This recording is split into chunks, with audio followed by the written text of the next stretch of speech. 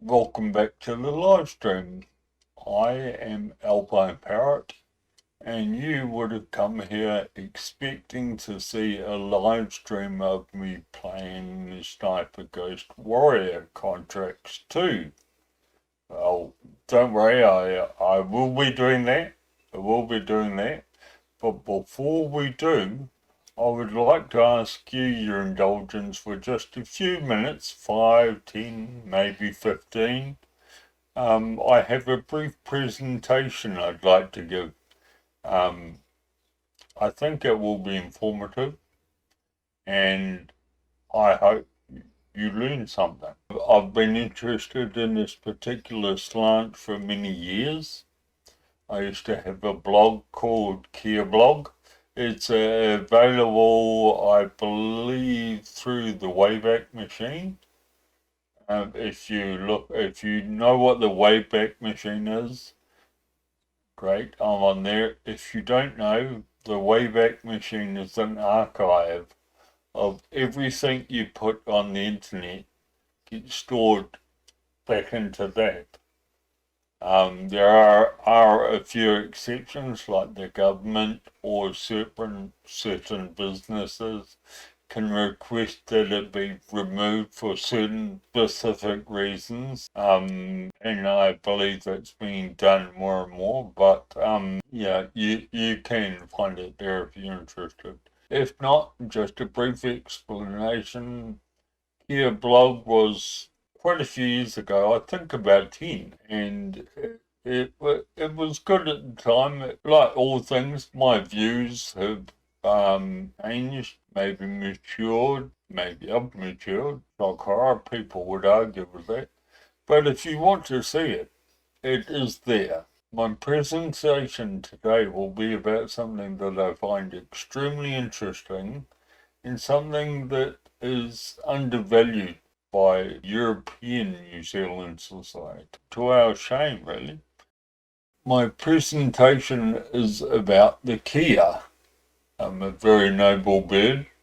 The Kia is the world's only, that's right, you heard me correctly, the world, not just New Zealand, but the world. It is the world's only alpine parrot, meaning it lives above the snow line or close onto it. And the snow line is the region, of course, on mountains where the snow falls down to. Obviously, that fluctuates during the year. Like in winter, you'd have more snow, so it would go lower. In summer, you'd have less snow. Oh, but I'm getting ahead of myself a bit. The Kia is pronounced Kia. Kia. You'll see that on the screen. And the Māori name is Mauna Kea. I understand Mauna Kea is also a volcano in Hawaii. It has always struck me the amount of parallels between Hawaiian society and Māori society. The Māori language has a lot of similarities with the Hawaiian language. I always found that particularly interesting.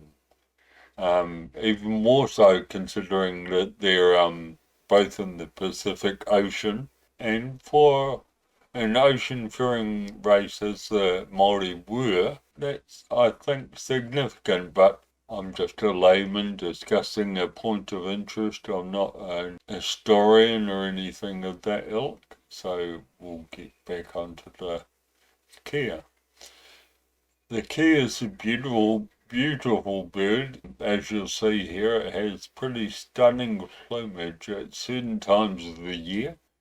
Unfortunately, there was a bit of a myth, like most myths, based in the element of truth, but greatly exaggerated.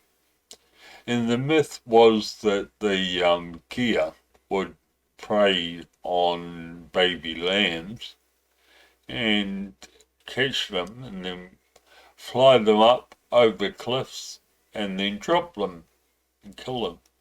So consequently, that myth got around by a lot of farmers, I guess, telling long tales in pubs and things. And more keas were killed. And for many, many years, I assume, from about 1860, probably through to the 1950s, if not later, keas were hunted and killed, almost making them extinct. Of course, now they're a protected national species. Now we'll get on to a picture which is probably more people's experience of dealing with keas. Okay, as you'll see here, the kea is a cheeky and inquisitive bird and will often fly down to examine cars, and you see it here chewing. And they've got the reputation for damaging cars when the cars stop at certain places. Usually this behaviour is conducted by juvenile males. They grow out of their behaviour, but never entirely lose it in that they need food to survive, and an easy source of food is humans, of course, hanging around humans. So keas aren't by any means dumb, so they know that by hanging around humans is the likelihood of food. Ergo, keas hang around humans. Well, in the Alpine region of Arthur's Pass, of course. Anyway, what you see here, like I said, was a juvenile male chewing on the seals around the car, in this case the car door. But they're also known to play with and bend and often break off the aerial on the car roof, and yes, they're that strong. As you can see, they're not a particularly huge bird, but they're very strong. And yeah, they'll break off the aerial, and consequently, if you go there in a car, you do so at your own risk at certain times of the year. But I would say it's a well worth a visit. The Arthur's Pass region, I'm told, is really nice, very scenic, a nice place to visit. Okay, now where is the Arthur's Pass, you may ask? Well, and here you'll see a map of where the kea lives, the particular region that they live in. The Arthur's Pass is on the southern Alps of the South Island of New Zealand. New Zealand has many small islands, but there are four main islands in New Zealand. There's the North Island and the South Island, very inventively named.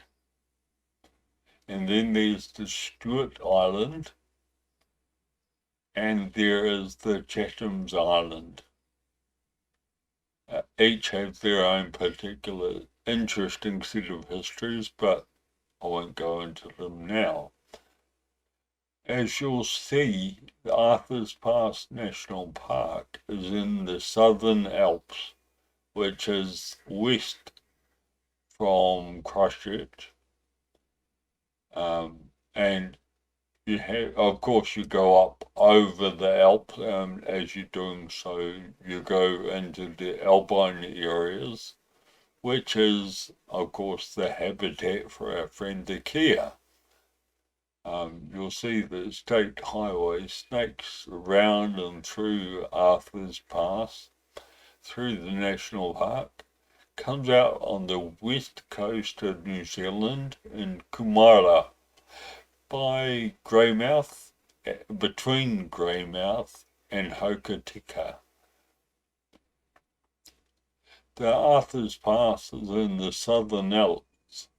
Interestingly, every year many tourists that like or want to do some mountain climbing, they underestimate the scope of the Southern Alps and consequently require rescuing. Every year there's several tourists that are required to be rescued. And interestingly, a lot of climbers in training to climb the Himalaya mountain, Mount Everest, will actually train in the Southern Alps. Sir Edmund Hillary, the first climber of Mount Everest, trained in the Southern Alps. Okay, so thank you for your time. Thank you for letting me indulge myself by giving you this presentation. I'm a fan of the kea bird. I have been for many years. I think it's really undervalued in New Zealand culture. For example, as an emblem, we have the kiwi. Now, the kiwi is a small bird, flightless, doesn't fly, cannot fly. It has its nest on the ground, and so therefore it is prone to predators that want to get that. I wouldn't call the kiwi entirely helpless.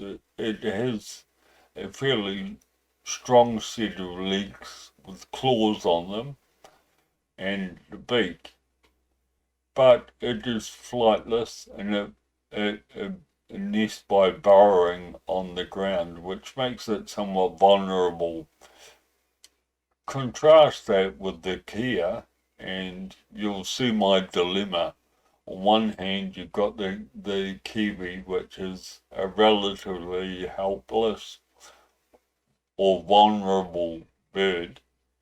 Then you've got the kea, which is, in my mind, noble, intelligent, strong, and capable.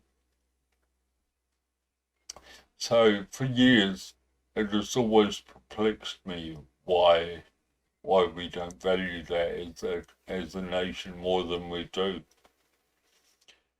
I know there's been several species that Māori valued. For example, Māori particularly valued the feathers from kiwi, and for the cloaks, for ceremonial cloaks, denoting rank in the pa, or in the iwi, or even the hapu. That's the tribe or the sub-tribe.